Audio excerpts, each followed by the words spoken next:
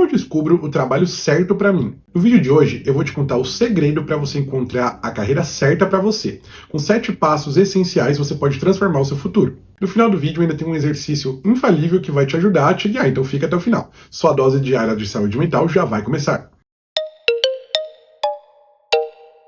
No vídeo de hoje eu vou te ajudar a entender o que você pode fazer caso você queira mudar de rota, ou também a te ajudar a compreender que talvez você esteja no caminho certo e que está tudo bem com o seu trabalho, com o lugar onde você está. Número 1.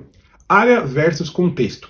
Tem muita gente que chega à conclusão ao longo do tempo que não gosta mais da sua área de trabalho.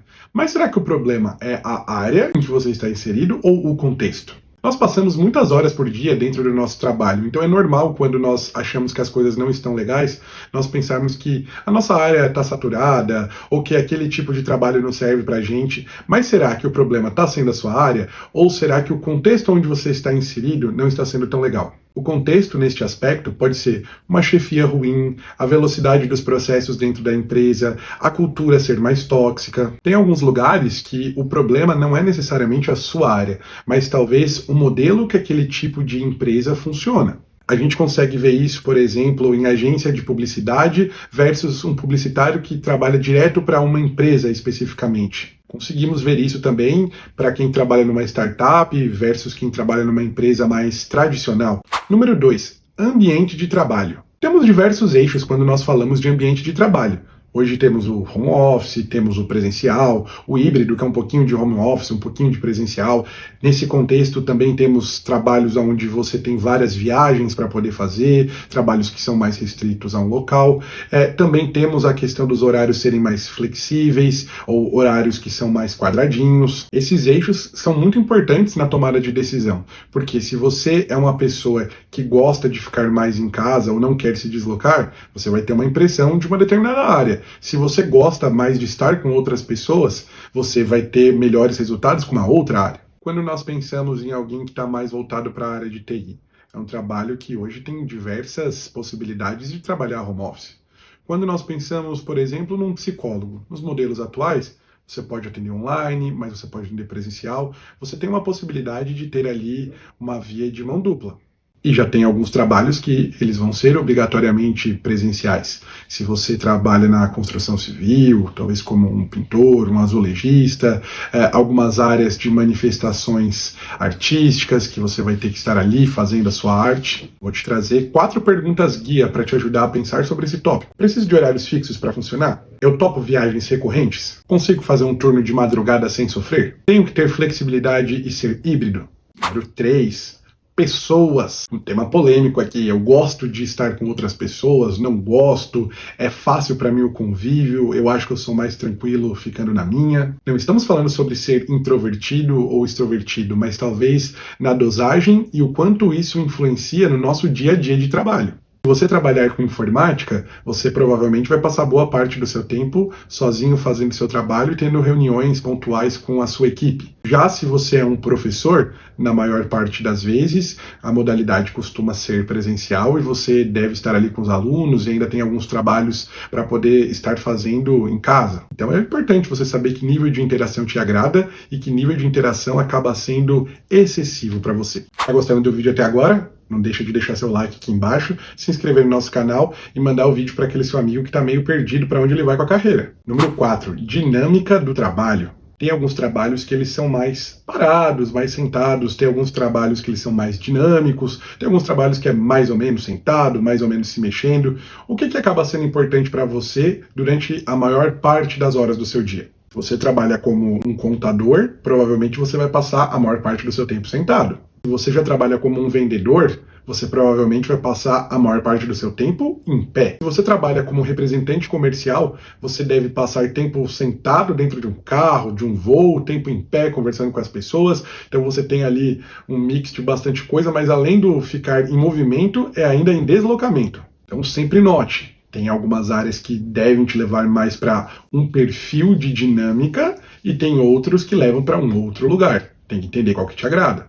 Número 5. Desafio e pressão. Quando nós falamos sobre desafio e pressão no ambiente de trabalho, estamos indo para 2 eixos importantes.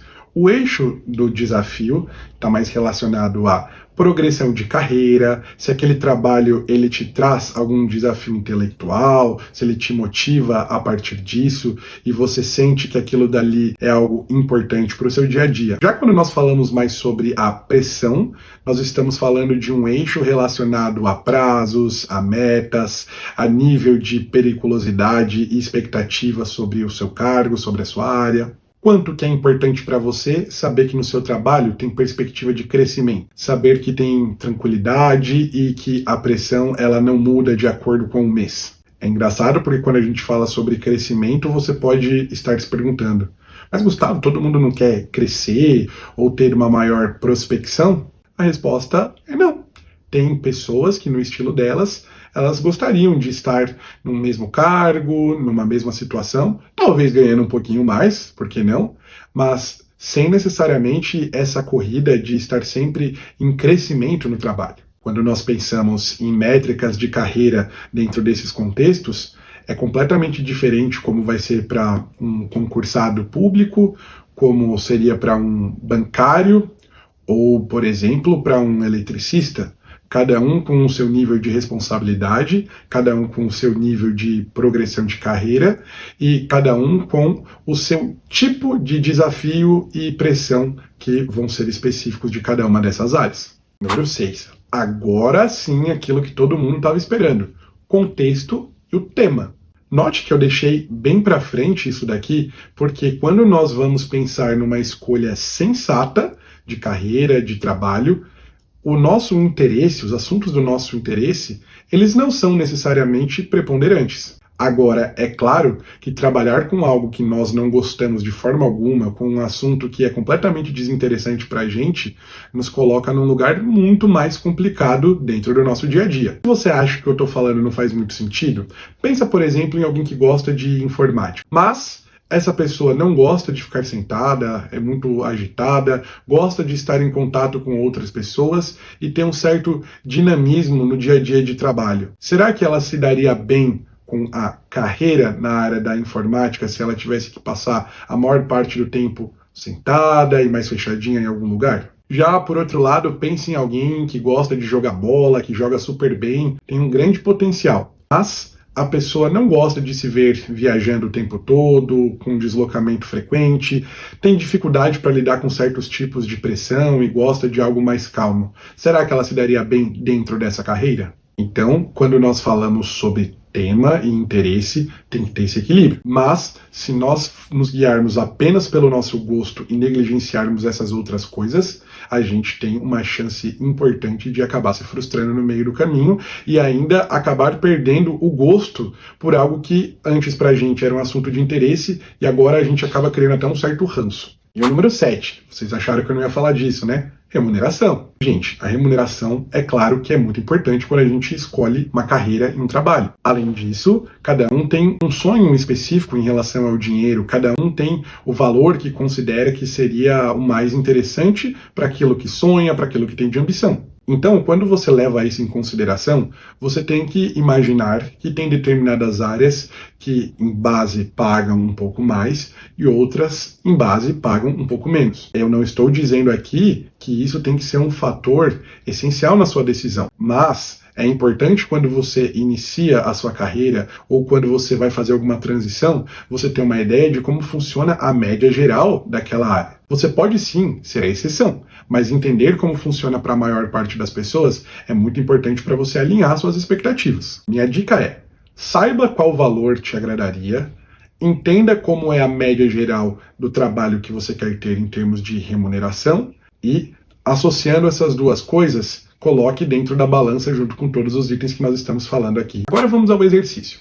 Para cada um dos itens que nós falamos ao longo do vídeo, você vai dar uma nota de 0 a 3 para o quanto você sente que está satisfeito em relação a esse aspecto na carreira em que você está hoje. Se a sua pontuação for de 0 a 9, você muito provavelmente precisa de um ajuste urgente aí dentro da sua rota, seja um processo de aceitação ou talvez de mudança. Se a sua nota foi de 10 a 15, você talvez tenha algumas dificuldades que podem ser melhores contempladas, ou talvez o ajuste de rota possa ser importante também. E se você pontuou de 16 a 21, isso significa que bem provavelmente você está satisfeito onde você está e como as coisas têm funcionado. Talvez um outro ponto que você possa melhorar, mas você deve estar no caminho certo. Então lembra, galera, uma carreira de sucesso, uma carreira feliz, não é só o salário ou o assunto de interesse. Ele é um conjunto dessas coisas. E se vocês se lembrarem disso na hora de analisar, vocês vão ter muito mais alegria e segurança no seu dia a dia de trabalho. Eu sempre lembro os meus pacientes que a maior parte do tempo das nossas vidas nós passamos trabalhando. Então é muito importante que essa área ela esteja sendo contemplada dentro da nossa dinâmica de vida. Deixa o seu like, se inscreve no nosso canal, ativa o sininho para receber as notificações de quando tivermos vídeos novos e deixa aqui embaixo nos comentários o quanto você está satisfeito com o seu trabalho, a nota que acabou dando aqui no nosso teste. Cuida da mente!